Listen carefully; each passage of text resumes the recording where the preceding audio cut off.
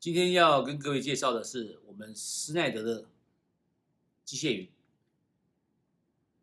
工业4.0已经逐渐在发酵了，许多的企业主纷纷的想要成立属于自己的生产线上的私有云，但是成本相当的高昂，其中包含了技术的门槛、硬体的成本、日后维护的能力，以及需要时间去酝酿。施耐德有鉴于此，提出了一个机械云服务平台。机械云是可以建立一个最佳化的数位云端平台，能够协助各位把闪线上所有的重要资讯上传存入，进而做到所谓的追踪、监视。我可以有不同的报表来做监视，那我也可以从中间去做到所谓的维护的工作。接下来，让我们来看实际的展示。现在我们看到的是施耐德机械云的界面，它可以自由的让你去规划，例如说，什么人可以浏览这个界面，什么人具有管理权限，我们在这里可以自己去设定。除此之外，我们也可以去设定你的工厂位置，像这是一个我们大家都看得到，这是一个台湾，你的工厂位置你可以自己去定位。那如果说我今天发现我这个台中这个工厂有点问题，我想要按它一下，会带出这个工厂的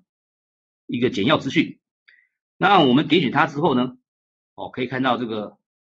监视的部分，我们会看到这边有一个仪表板产线资讯，这里面你可以自由的去规划你需要的人性化的一个图形，不是单纯显示数字而已，是有动态的，有各式各样的一个图形表示，甚至有曲线图这些的功能。然后接着我们再来看到管理仪表板，这个管理仪表板我们不是只有一个，我们有 A 厂、B 厂、C 厂，这边都可以让你去做管理，设定它的权限。刚才我们讲到数值、资料值，我可以做表现，但是我的资料值只要上了云端之后，就会做记录。你可以从这边去做查询，比如说你可以指定你要查询的资料点，然后指定你要的区间，然后开始检视。我们会把这个所有的历程记录都调出来给你。当然有人说数值看起来太抽象，他希望用图形能够显示，那当然我们也有图形的界面来做显示给你们看。这些资料显示出来是可以去做查询的，动态的查询。再来就是我们的资料点上传了云端之后，有时候我们要查修确认，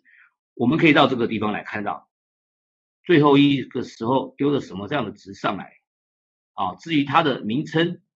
它的单位、它的格式，您都可以在这边自由的做设定，不需要程式语言的协助。当然我们也有系数可以让你去增加，让你把资料做一个加工，让现场人员看得更明了。讲到数字加工，我们又得要再介绍应用的部分。关于数字加工，我们有提供各式各样的现成的工具。关于警报，我们也提供各式各样的函数，让你去做警报门槛的判断。关于你线上的资讯是否连线、离线，也有相关的模组可以让你使用。更重要的是，我们有一个健康分析的功能。这个健康分析的功能，我们来看另外一个画面。你只要把影响你想要判断的东西、状态有关的参数输入，然后你也回报我它的这个正常状态与否，就像我们看到这个图一样，数值我会一直记录。当这个事件发生异常，你告诉我发生了异常，我会往前追溯，把这个数据形态的模型记录起来。然后只要以后遇到有类似的这种情势发生，我会马上发出警报，甚至还可以告诉你这个影响严重性是到达多少 %。然后